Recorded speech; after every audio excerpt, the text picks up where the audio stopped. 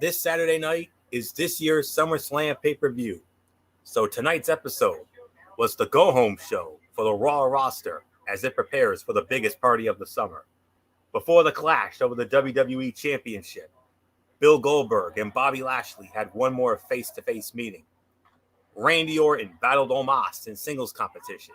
This came 1 week after the Viper hit Riddle with his patented RKO. Did the bro return the favor, or did he help Orton in an attempt to get back on his good side? We also saw Drew McIntyre take on Veer and Shanky in a 2-on-1 handicap match, with the added stipulation of Jinder Mahal's henchman being banned from ringside at SummerSlam if McIntyre won. Let's take a look at everything that happened on tonight's edition of Monday Night Raw, for this is Ridiculously Raw. Welcome, everybody, to Ridiculously Raw, the most must-see show on YouTube and StreamYard.com today. I am your host, Anthony Floyo, joined, as always, by good old MF Michael Fletcher, the Phenom, Michael Bullock, the First Lady of the Wrestling Forum, the Twisted Angel, Dee Dee Woodson. Happy SummerSlam week, everybody, and one of the biggest weeks of the professional wrestling calendar, probably the biggest one, probably since WrestleMania, but here we are. The SummerSlam is vastly approaching, and tonight, this go-home edition of Monday Night Raw was held from the AT&T Center in San Antonio, Texas, or as I like to call it, San Antone, the home of the five-time NBA champion San Antonio Spurs. And we started it off with an in-ring segment, Randy Orton, interrupted by Riddle, and then interrupted by AJ Styles and Omos, and it led into an impromptu match. Riddle, one-on-one with the phenomenal AJ Styles, and AJ Styles wins the match in an even 11 minutes. Yeah. All right. AJ Styles is right. Riddle can be incredibly annoying, but nobody can take anything away from him in the athleticism department. He and Styles worked well together and put on a good show. The bro is just as good at selling as he is at hitting his own offensive moves. It's a trait he shares with guys like Dolph Ziggler and Rey Mysterio. The opening promo was better than expected as well. All in all, this was a decent opening. The crowd seemed into it, and that's all that matters for most segments.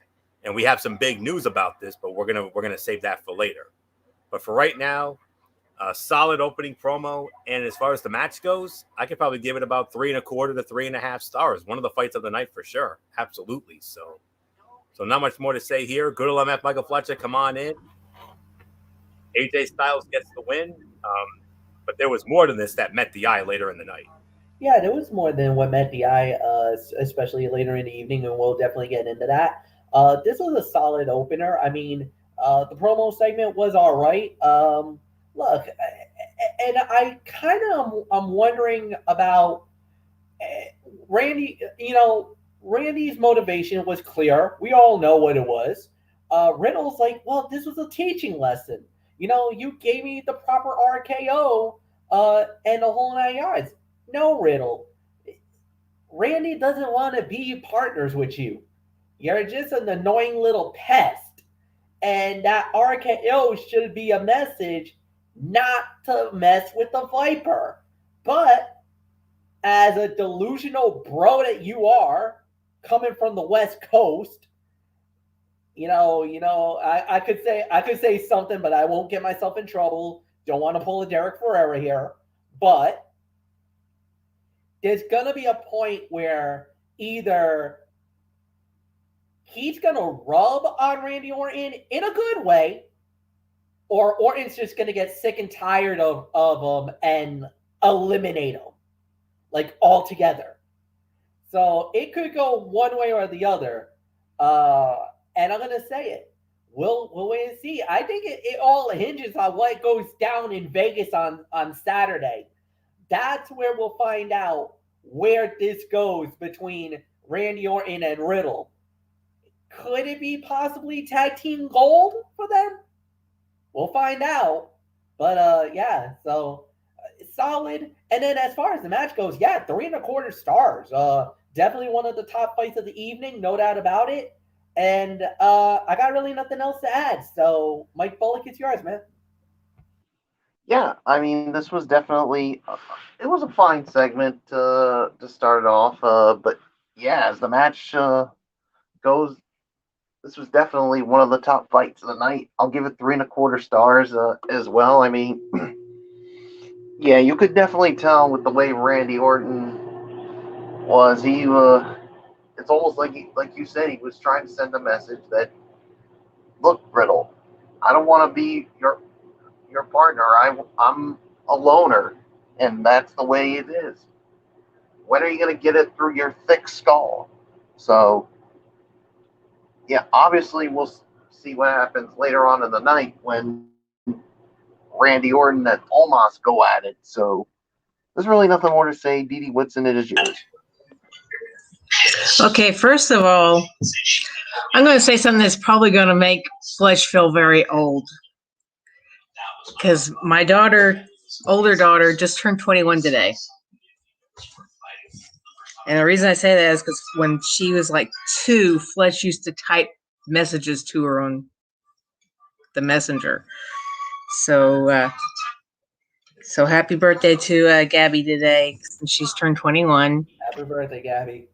I thought that might make you feel a little bit older. I mean, out of the three of the crew that's here, I am the oldest of all of them. I'm older than Florio and older than Bullock. So Yep.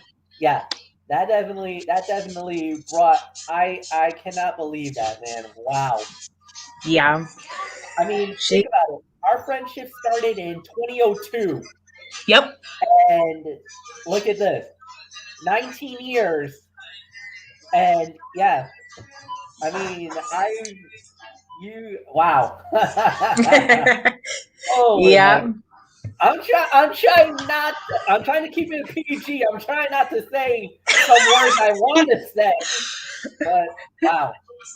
Yeah, it's hard to believe that that the little one that sat on my lap is now 21 years old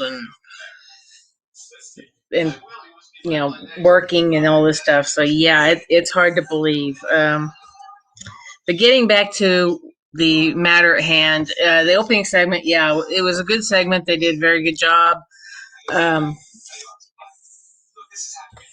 It was one of the better segments of the night. The match, I agree with the rating. In fact, for me, I could call it a sleeper fight because I really didn't expect that that much out of it, seeing as we're getting repeats here with the matches. So, but yeah, it ended up being very well done. Really enjoyed seeing Riddle and AJ go at it, because Riddle does know what he's doing in the ring. Yeah, he may play kind of stupid, and you could put it in saying, yeah, it's because he's a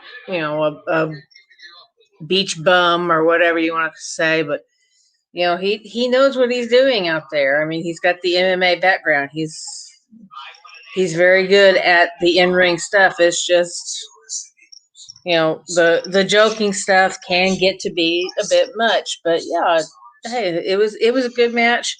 So not much more I'm going to add. It's yours, Florio. Yeah. Didi's absolutely right. I mean, before I move on, Riddle does have that, beach bum character, and he reminds me of an old beach bum character from way back in the day, from a Three's Company spinoff called Three's a Crowd. There was a beach bum character on the show. His name was E.Z. Taylor, and he was Jack Tripper's assistant on the show, and that was Riddle 35 years ago. Let me tell you that right now. So definitely look that up if you can. But anywho, all kidding aside, let's move on to our next match. We had the Raw Women's, and speaking of repeats, return match from last week. Raw Women's Champion Nikki ASH versus Rhea Ripley in a non-title match. Thankfully, we had a clean winner this time. Charlotte did not ruin the ending. Rhea Ripley wins the match 8 minutes and 20 seconds via the Riptide. MF, yes, it was the same match, but thankfully, not a repeat outcome. Thankfully, we got a clean winner this time. Well, the thing is with this one is that first off, thank God we got the outcome. Thank God we had a winner. I think that's the biggest thing. I think we all will agree. We're happy that we had an outcome and we had a decisive winner here. But look at what's been happening to Nikki. She's lost to Charlotte. She's lost to Rhea. Lost in spectacular fashions on both fronts. Why am I thinking that Nikki's going to do the unthinkable and is walking out of SummerSlam still the Raw Women's Champion after Saturday night? This has Booking 101 written all over it. The ultimate underdog story.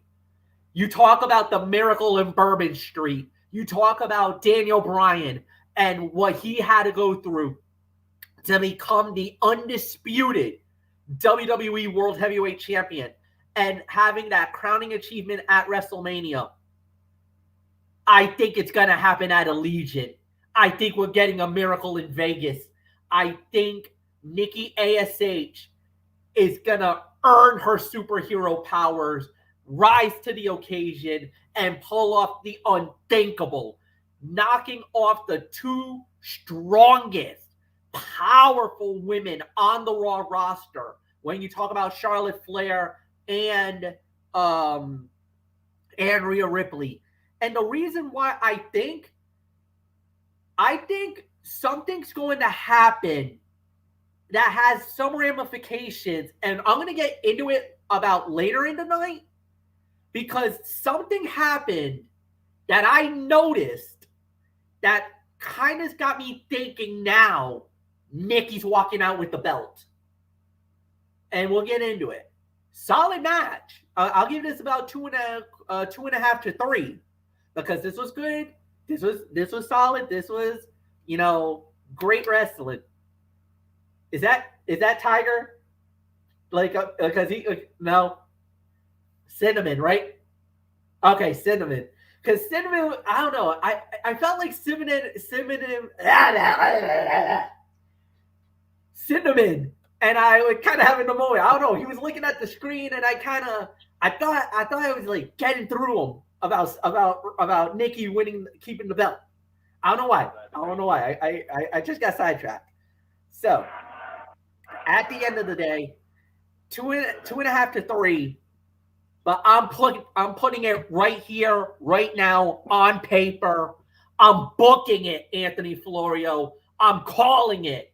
Nikki ASH, still the Raw Women's Champion after Saturday night at SummerSlam. Bullock, it's yours. Yeah, definitely. I mean, I could definitely see that happening as well. I mean, yeah, and I'm pretty sure Cinnamon must be rooting for Nikki ASH to retain the Raw Women's title. And I don't know about you, DD, but I think Cinnamon might be a Nikki ASH fan if that's the case. So yeah, I can see your head shaking, but yeah, 2.5 stars, 2.5 to 3. I do agree with the rating. After seeing what happened, I think Nikki ASH could pull off the impossible, and I'm with Fletch on this one. I think Nikki ASH is gonna prove to all the doubters, to all the haters out there, that she deserves this title, and that she's gonna overcome the odds and remain the Raw Women's Champion. And of course, you know who one of the haters I'm calling out. Yes, I'm talking to you, Derek Ferreira, because I've seen his videos, and he is called Nikki ASH Nikki Trash. And I would love to see Nikki ASH basically win it and basically stick it to Derek Ferreira. I'm done. I'm finished. DD Woodson, it's yours. Yeah. No, I can agree with the rating. I can also agree with the fact that I think, and Cinnamon thinks that Nikki's going to walk out the winner, especially after everything that went on tonight. So, yeah, I'm not going to add too much more. He's just going to sit here and purr for a while. So, it's all yours, Florio. That's a cute little wobbler you got there, without a doubt. Very nice indeed. Little wobbler, you look at that. Anywho, getting to my thoughts on this. 2.5 to 3. I 100% agree on the rating. Nikki ASH might look like a superhero, but WWE is booking her like the living embodiment of one of those live, laugh, love posters. Saying inspiring things is fine, but superheroes also talk about beating up the villains from time to time. It's kind of their thing. As usual, Charlotte Flair was the perfect antagonist on commentary. She is so good at saying things that sound both evil and reasonable at the same time. This was a decent match, but at times, Nikki and Rhea Ripley appeared to have almost no chemistry as opponents. They got better over time, but it wasn't enough to make the crowd get loud. Booking a champion to lose clean right before a title defense is questionable at best. Having Nikki lose her cool at the end is something WWE should make part of her character. If she has a small dark side she can't control, she will be a lot more interesting. So we'll leave it at that. We'll get more into this on Friday night when we preview SummerSlam as part of a supersized edition of the Cerebral Smack Talk. But anywho, then we had the 2-on-1 handicap match. Veer and Shanky with Jinder Mahal squaring off against Drew McIntyre. Now, there was a caveat in this now. If Drew McIntyre won the match, Veer and Shanky would be barred from ringside when Drew McIntyre goes one-on-one with Jinder Mahal at SummerSlam. However, if Veer and Shanky were to somehow win this match, then Drew McIntyre could not come out with his huge sword that apparently has a name. It's named Angela. Okay. But at the end of the day, I'm going to channel my inner Tom Bergeron from the Hollywood Squares back on October 1st of 99, the infamous You Fool episode. When I say Drew McIntyre wins the match 3 minutes and 35 seconds. Wow, what a surprise. But yeah, this was cutout city here. Mahal being so scared that McIntyre will actually murder him with a sword is kind of funny, but WWE hasn't used his fear in a comedic way yet. Nobody thinks McIntyre is going to stab him, so there is no reason to play this so seriously. This match didn't need to be too long. In fact, it was just about the perfect length of time. It's just that they didn't use that time as effectively as they could have. McIntyre should have been fighting from underneath, not looking like he could easily handle two men who are just as big as him. The crowd did not seem to care about this at all. The post-match promo from McIntyre was better than some of his other recent speeches. But at the end of the day, Drew McIntyre gets the win. So that means Veer and Shanky barred from ringside when Drew McIntyre squares off against Jinder Mahal this Saturday night in the SummerSlam. So not much more to say on that. We're gonna bypass that. Then we had the debut of a brand new talk show segment hosted by John Morrison. It's called Moist TV, and his guest was The Miz, and then they were interrupted by Damian Priest, and then eventually Sheamus came out, and it led to a match: Damian Priest versus The Miz. Damian Priest wins the match in 2 minutes and 40 seconds, and he did it using Sheamus's own move, the bro kick. So, considering all of this started during the Royal Rumble, Priest and The Miz have been feuding on and off for almost 8 months. This needs to be the end of it. Luckily, it appears WWE may be setting up John Morrison and The Miz to have some issues moving forward, which Didi Woodson accurately predicted, while Damian Priest keeps up his feud with Sheamus over the United States Heavyweight Championship. And by the way, those two will battle for that very title this Saturday night in the SummerSlam. Moist TV had a few laughs, and the match that followed was right down the middle. The Miz and Morrison are both excellent at what they do, but they didn't have much work within this segment. Priest using Sheamus's finisher was a nice bit of mental manipulation at the end. So I forgot to mention, because there's going to be quite a few cutouts here, folks. So MF Bullock, Didi, if at any time during a cutout there's something you want to address during it, feel free, as I always say. So that's all there is to say on that. So that was probably about a 1 to 1.5. The other was probably about a dud. Oh, 2 for the price of 1. I see. Cinnamon's not alone. I think that's the legendary Callie right there, if I'm not mistaken. So, all right. So,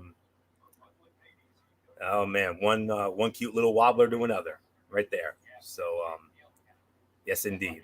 So, okay. Get comfortable, kiddies. It's gonna be a while. So, before we get into anything relevant, anyways, because what Monday Night Raw has been known for, it's the one thing we're known for, and it's something that I hate that we're known for. SmackDown Live is known for, Friday Night SmackDown is known for storyline progression. We're known for repetitiveness, and of course, the never-ending series of matches with Mason T-Bar, Mansoor, and Mustafa Ali. It was a singles match, Mace versus Mansoor. Mansoor wins the match in an even 2 minutes. Just for the record, the McIntyre handicap match, that was a dud. The Priest and Miz, I probably would give about 1 to 1.5 for that one. This was a dud, though. The little bit we saw between Mace and Mansoor was good, but it was too short to be memorable. Maybe I'll make that 1 star, actually. Considering the match ended with some shenanigans, it wasn't as egregious as it could have been. Ali breaking the rules to help the valiant Mansoor is something that should not sit well with him. Mansoor needs to express doubt about his tactics next week.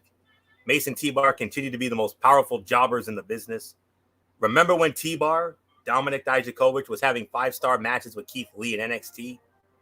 Those were good times. So, boy, has he come a long way from that.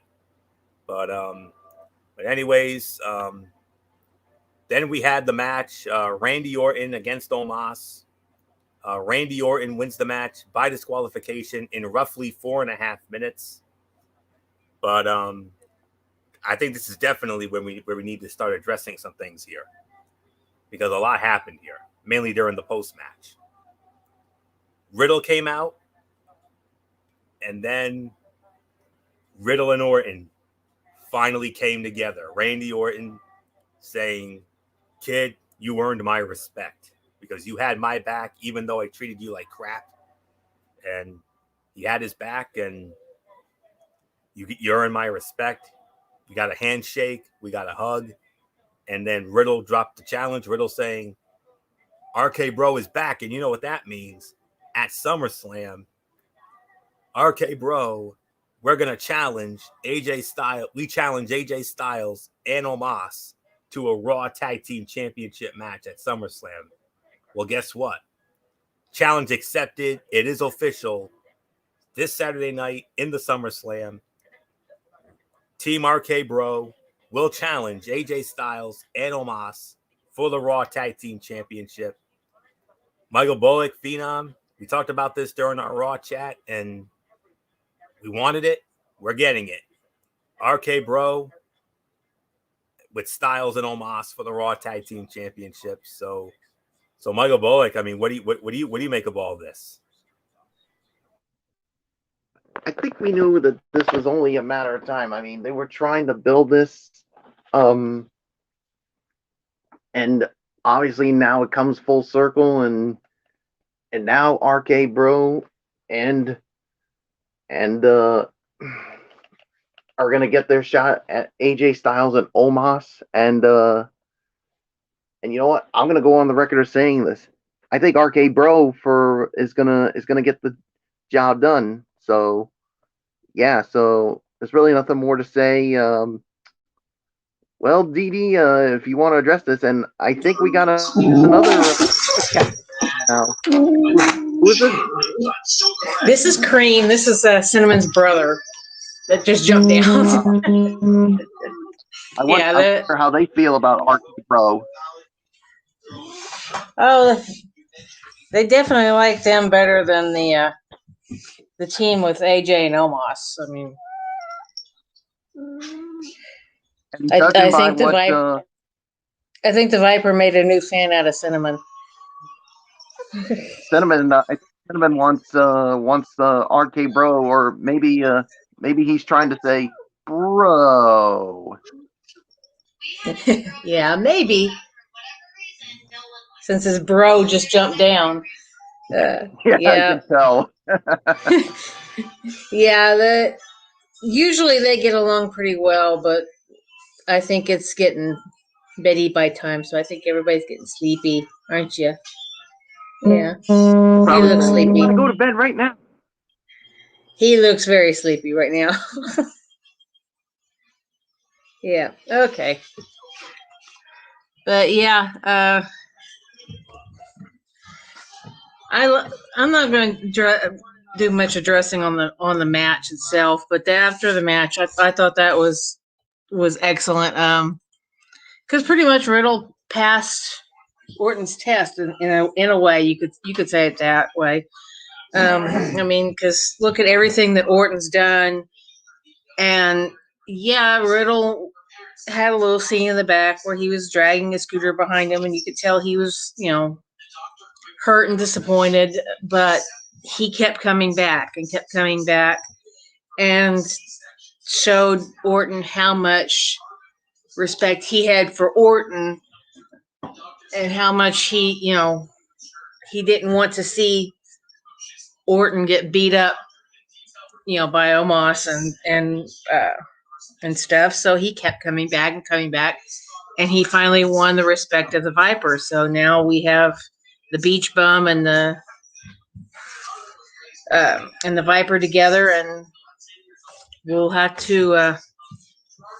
We already know they can play nice with each other, so we'll just have to see if this actually pays off at the pay-per-view with a match that they have set up for the title. So not much more I'm going to add. It's yours, Florio.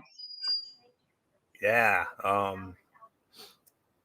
Ending this with a disqualification might extend the feud a bit, but it was the laziest option they had.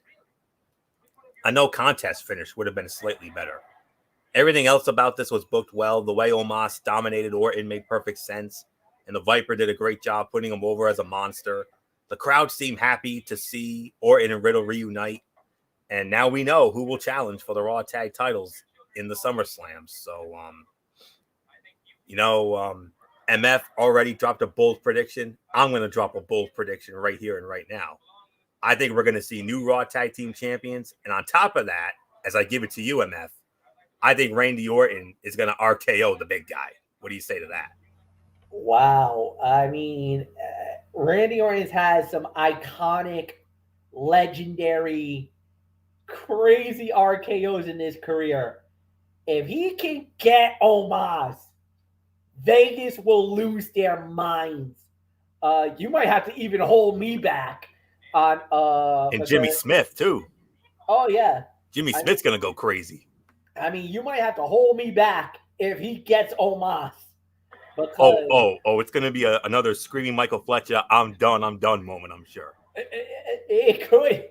Well, it could. You don't know. You don't know. So, yeah, I mean, we'll see. But, yeah, you guys are right. You guys are right. This has been, there's really nothing more to add. So, yeah, Anthony, it's yours. And all the history that Randy Orton has made in the SummerSlam, I mean, you could definitely make an argument for him to be one of the unofficial Mr. SummerSlams. I mean, he has had so many memorable moments in SummerSlam history, whether it was becoming the youngest world heavyweight champion in 2004 when he knocked off Chris Benoit, or the following year when he defeated Bullock's guy, The Undertaker, or in 2009, even though it started the match had to restart like 3 or 4 times, he still successfully defended the WWE Championship against John Cena. 2011, that legendary no-holds-barred match with Christian for the World Heavyweight Championship. And, of course, a moment that, will never sit well with me, but will always resonate with good old MF. The night The Authority was born, when he cashed in Money in the Bank on Daniel Bryan. And of course, when he squashed Rusev, when he deliciously squashed Rusev in about 10 seconds in 2017. And all the history he has made. I think he's going to make more history. He's going to add to that SummerSlam legacy on Saturday night. And I got this feeling they're setting him up for another iconic RKO moment. He drops Omos, look out. That's all there is to say there. So will he or won't he? I don't know. Well, we'll get more into this on Friday night for sure. So NA for the fight. So not much more to say here. And then we had Karrion Kross versus Jeff Hardy. Karrion Kross beats Jeff Hardy in 50 seconds with the cross jacket. Oh my goodness. The only thing let me give you my quick analysis on this, and then I'll make a quick point. If this is how their first match was booked, Kross might have started building momentum on Raw. He should be portrayed as a dominant monster like this. And I know I sound like a broken record when I say this, but I don't care. The only thing wrong with this is how Scarlett has not once appeared on Raw with him. There is no logic behind that decision. But the match was very short, but it's also exactly what it needed to be. So it's hard to judge it too harshly for being a little anticlimactic. But the point I wanted to make was,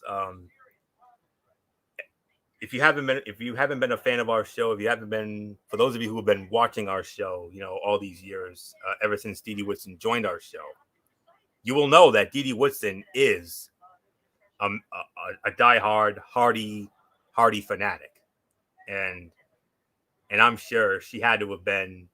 I'm sure she was probably freaking out when, because if you noticed, when Kross had him in that cross jacket as just before he passed out, was it just me or did it look like Jeff Hardy's eyes were about to pop out of his damn head? Oh my God, that was freaky. Dude, I think he was going uncon. I think he was literally about to lose consciousness. I don't know if that's just Jeff Hardy just acting like he was about to go unconscious, but that looked like he would. No, I mean seriously, I think kayfabe breaking character here. I think Jeff Hardy was about to go out, like completely out, like body went limp. I was like, oh my God. But you know what? That's a statement. Amen. And that's the thing that I think if you're a fan of Karrion Kross, or if you guys were wondering, oh, why the heck, now we're like, okay, we got the Kross we were looking for. This was the Karrion Kross we were expecting from day one. Mm-hmm. But you know what? I'll bet you this was McMahon saying, I'm going to knock you down a peg because you ain't all that being the NXT champion. All right, you had that 1 week, but what have you been doing since? Dude, he's won every match since that one fight on Monday Night Raw. Well, he did lose to Keith Lee. Yeah, well, the thing was, with Keith Lee, he needed the win. Yes, he did. And the thing was, did Kross get hurt by that loss? No. Look what happened tonight. Oh, if man. you want to talk about that being a planting of a flag moment, Statement win. Karrion Kross Statement for Monday Night Raw, this was it. Statement. This was statement. This was the, okay, now you've arrived. You're here now. Look who he did it to. Yeah. And and all the history that Jeff Hardy has made. Look at everything he. Have you ever seen Jeff Hardy take a beating like that, despite all the history he's made all these years in that? Never. Nope. Never. I mean, maybe neither. a couple of times in my career. The one time where he got destroyed by Brock Lesnar. That's And why Randy Orton. Huh? And Randy Orton when he did those heinous things with his ears. Oof. Yeah. So you had Orton who did him in once. Lesnar early in his career when they were still a part of Team Extreme, and Lesnar was a bright, young, up and coming future WWE champion, where he was still the next big thing, and he was destroying. when the original brand extension started. Exactly. So 2002. that's what Gabby.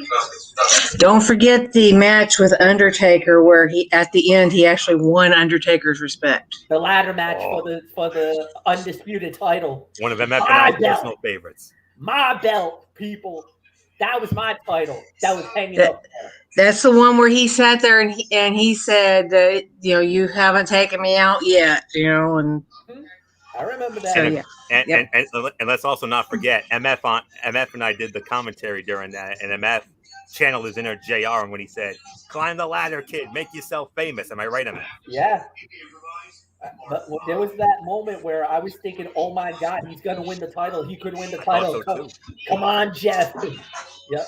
And all the fun we had with that match. Yeah. One of our favorites. But yeah. But Didi Woodson, I'm very curious. So what was going through your mind when you saw Jeff Hardy, with his eyes like damn near ready to, it was almost like his eyes were popping out of his head. I'm sure you were probably very concerned because we all know how much of a Hardy mark you've been all these years.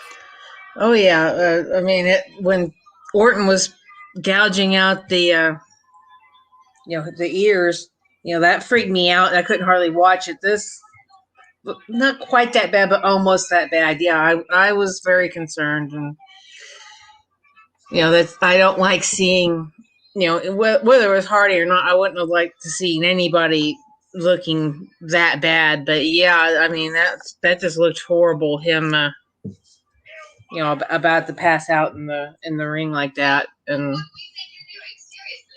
I'm hoping it was. Just great acting, but it looked very real. So, yeah, it's yours, Foil. Yeah. But wow.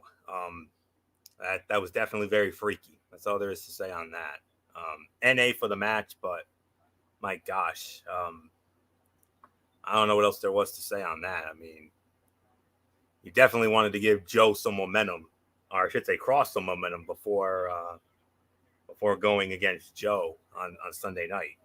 So not much more to say here.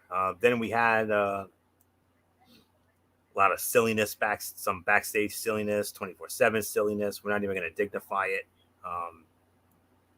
Then we had a women's tag team match, Charlotte Flair and a mystery partner squaring off against Rhea Ripley and Nikki ASH.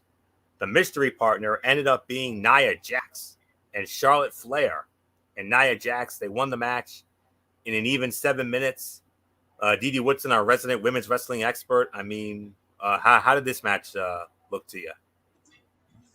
It looked fairly well, except for the fact that, there at the end, Nia got very, very upset. Charlotte, the way she tagged her in, I mean, she's pretty much smacked her butt, and then she wanted all the glory for herself, but other than that, the way the pinfall went, I mean, it looked very well done. I mean, Nikki held her own the best she could against Nia, and Rhea came out really strong. They looked very well with them. And then of course you had Shayna in the background with her deck of cards looking on. But yeah, it looked very well done. But I think Charlotte made another new little enemy in Nia Jax. I don't know that we're going to have another tag match with these two after what Charlotte did. I mean, she's pretty much got her head way up there in the clouds. She thinks she's, she's all that, which, she, in a way she is, but I mean, she's flaunting it a lot. So yeah. I could probably give the match probably 2.5 to 3 stars. It was fairly well done. It's definitely a good way to, both matches were a good way to build up the momentum for, the pay-per-view match with the 3 of them. And as we said earlier, the way all this lined up and the way everything happened, it does look like it's going to be Nikki possibly walking out at the pay-per-view with her title still intact. So Not much more I'm going to add. It's yours, Florio. Yeah, 2.5 to 2 3/4 of a star. The match was all right. There was nothing wrong with it. It just didn't do anything to hype the triple threat at SummerSlam or make anybody but Charlotte look good. Shayna Baszler watching from backstage could have led to something interesting, but it didn't, at least not yet. We'll have to wait and see what happens with her and Nia Jax down the road. This makes 2 matches in one night where WWE made the Raw Women's Champion look weak and not in an underdog kind of way. So not much more to say here. 2.5, 2 3/4. That's the best I can give it. So, MF, your thoughts? I could give this 2.5. I mean, it was a solid match. I mean, look, I understand about the underdog thing. I understand about Nikki not looking so great right now. Trust me, she will be fine when she gets the big win on Saturday. I'm going with it. I'm sticking with it, guys. So I know it. I got a good feeling about this. If I'm wrong, I'm wrong, but I got a good feeling about this. So I think it's gonna happen that way. And then, like you said, because of Naya, I think more than anything, I think we got ourselves a major, major, major problem. Charlotte better watch herself now because when you got her coming, yeah, this could go all kinds of wrong, uh, for the queen. So it might not just be a bad time, just like her fiance had on Saturday night. This upcoming Saturday, it could end up being 2 bad weeks for the Flair family, so to speak. But I'll leave that for another day. Mike Bullock is yours. Yeah, I agree. This was a 2.5 star match. So yeah, I mean, yeah, there's really nothing more to say. You guys pretty much touched on it. So let's move on, Florio. And we move on to the closing segment here. It was the face-off between the almighty WWE champion Bobby Lashley and his SummerSlam challenger Goldberg. And the stuff with Goldberg and his son was cool, but nothing else about this did anything to elevate his upcoming match with Lashley. Their exchange was as generic as it gets. When you contrast this to the segment with John Cena and Roman Reigns this past Friday night on SmackDown, it's a big difference in quality. So I'm sure you guys don't want to really get into this. I wouldn't blame you if you didn't. So that's all there really is to say on this. So overall, I can honestly say this week's show was relatively tame for a go-home show, but it had some enjoyable moments, which is more that can be said about some weeks. At this point with Raw, average is the best that I and we can hope for. The show, didn't really do much for me from a go-home standpoint, aside from the Rated RK Bro reunion. And, if you press for time, definitely go out of your way to see that RK Bro reunion. The opening segment there, the match with Riddle and Styles, that was the fight of the night. Rhea Ripley, Nikki ASH, go out of your way to see that. Maybe even the tag team match as well. And I could probably give this maybe 5.5 to 6, honestly. But speaking of the aforementioned Derek Ferreira, like Michael Bullock mentioned earlier, I would not at all be surprised if we end up getting another EDP 445 style rant from Derek. And I'm sure it's probably going to be just as vicious as it was a week ago. So if that's the case, viewer discretion strongly advised. That's all I can say on that. So, because he is going to unleash hell. If we know Derek Ferreira the way we know him right now, he is going to unleash hell. So there isn't much more to say on this. 5.5 to 6 for me. Not the best go home show, but not the worst either. So not much more to say. MF, I mean, this is starting to feel like that period of time where SmackDown was putting forth the better shows than Raw. It's starting to feel like that again. Yeah, it is. It is. But the thing is that I think they're just waiting for after SummerSlam. They're waiting for after SummerSlam. Then we might get something going because if you believe the rumors that you're hearing about NXT, I think there's going to be a major influx of talent coming up. And who knows who's coming up through the NXT pipeline that could be coming to Monday Night Raw, and for that matter, SmackDown. I kind of feel like right now everybody's kind of in a holding pattern, and we just got to wait and see because traditionally after a major pay-per-view, we always get some call-ups. Maybe we might get some fresh blood coming in on Monday Night Raw, but we'll wait and see. But yeah, 5.5 out of 10, definitely the right rating. Mike Bullock, it's yours.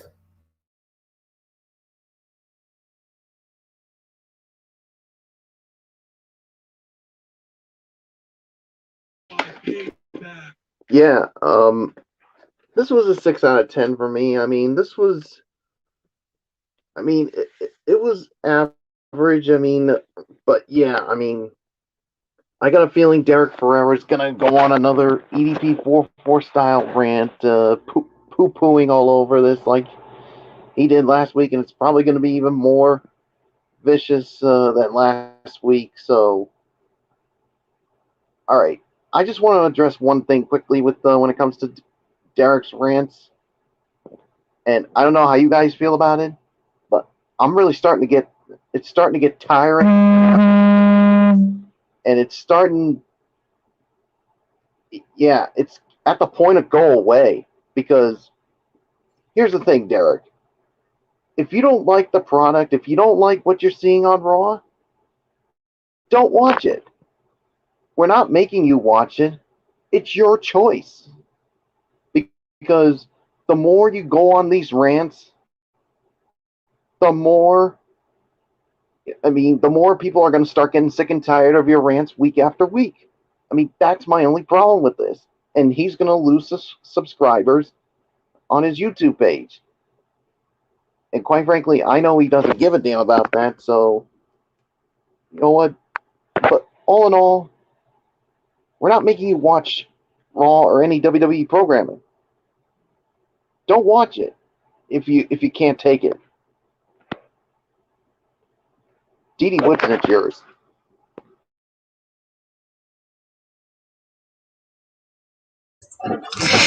Yeah, I could agree with about 5.5. It was a fairly good show. We definitely had at least a little bit of hype and pay-per-view, but like Flora said, some of it was one-sided with the comparators, but we also had some matches made, and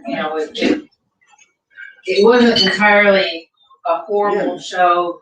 No, it wasn't the best go home show. Yeah, I know. But it is what it is. They got at least some points across, and they do need to really work on that repetitive bit because that's just going way too far. If you have almost half of your show being nothing but repeats from the night before or a couple of nights before or whatever, a couple of weeks before, whatever, it gets kind of old after a while, and you get tired of seeing it. And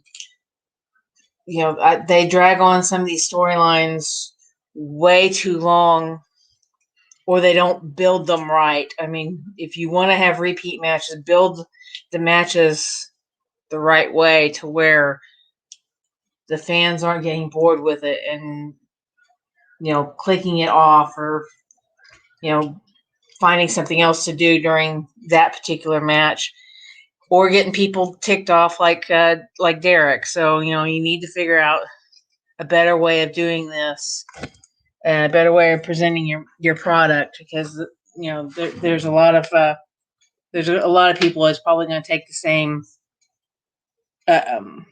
road that Derek's taking. So not much more I'm going to add. I will see you guys Friday night. Good night. All right, Didi, we'll see you Friday night for that huge Cerebral Smack Talk show. Before I get into my Tony's take, some very exciting news came within our area as I try to add some positivity back into this show. And it was announced today that WWE announced the tour dates for the remainder of 2021, and it was announced today. And much to the delight of myself, MF, and Michael Bullock, Monday Night Raw will be returning to our neck of the woods in Providence, Rhode Island on Monday night, November the 1st.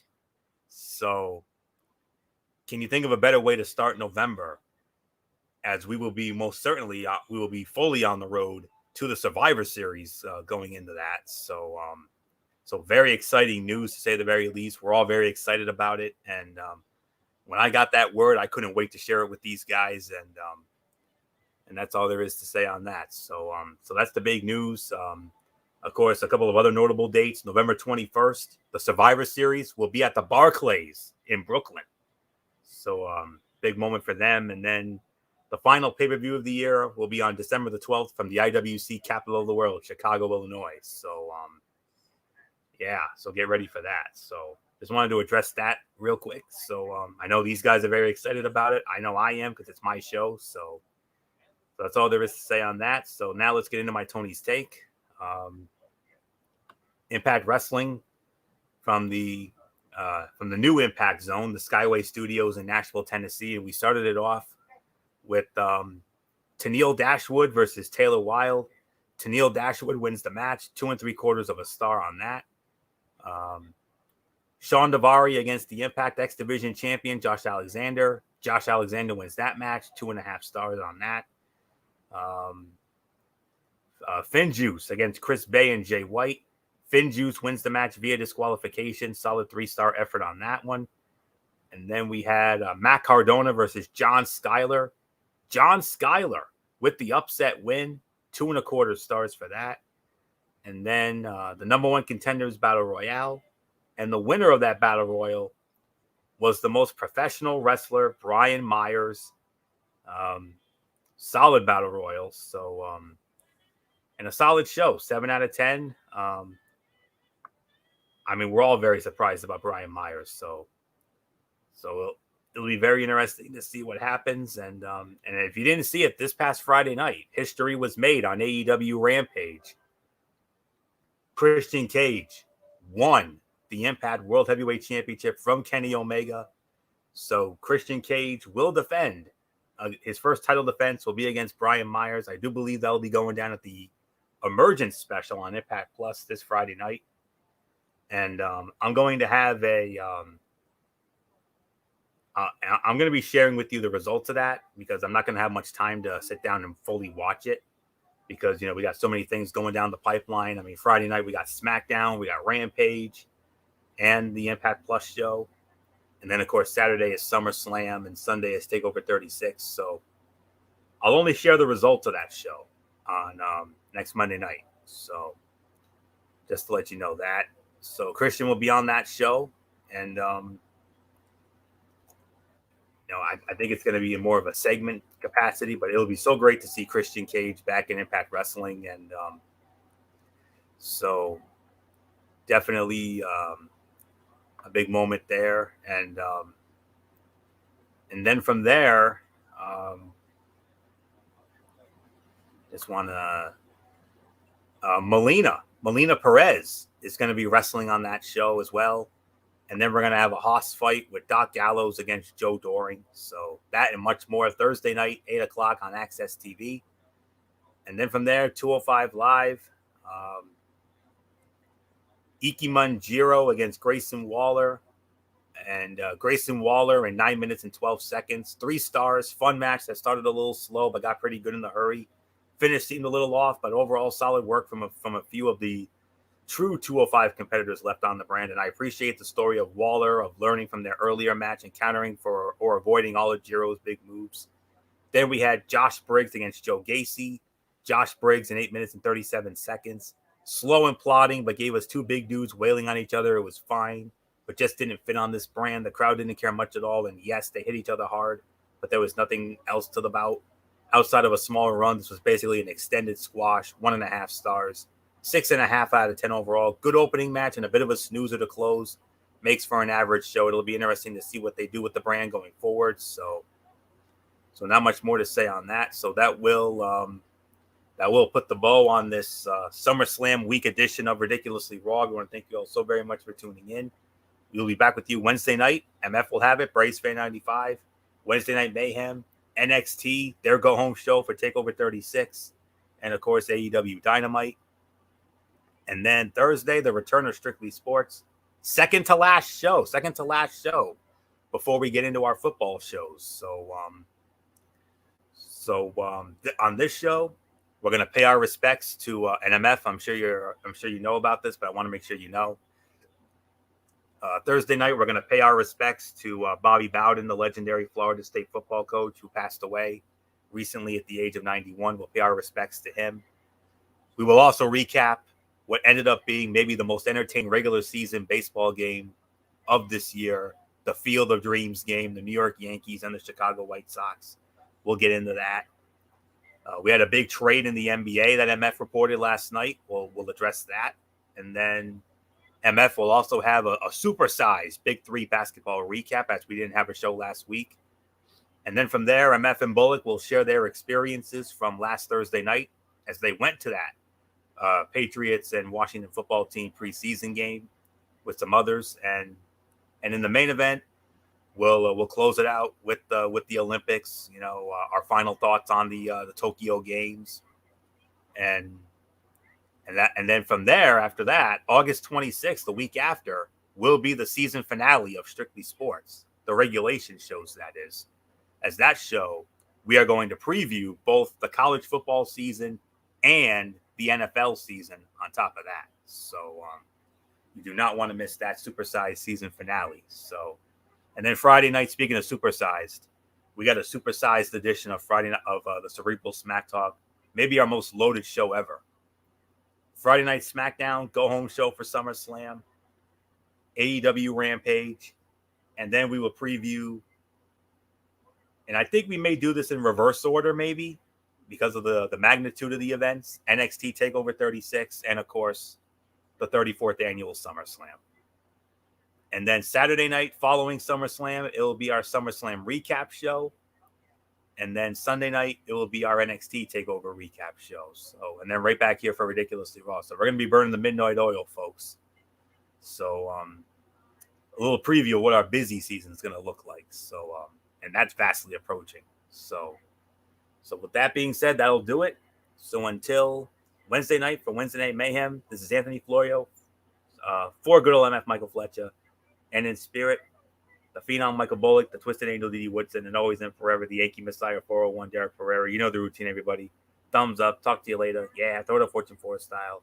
Bye for now, my friends. God bless. Be good to each other. Have a blessed couple of days. And until Wednesday night for Mayhem, you've been watching Ridiculously Raw right here on the Tone 25 on YouTube and StreamYard.com. And remember, no matter what anyone tells you, beyond anything else, wrestling is indeed actually real. For everybody who's been a part of this one, for now, Anthony Florio, so long. Bye, everybody. Bye.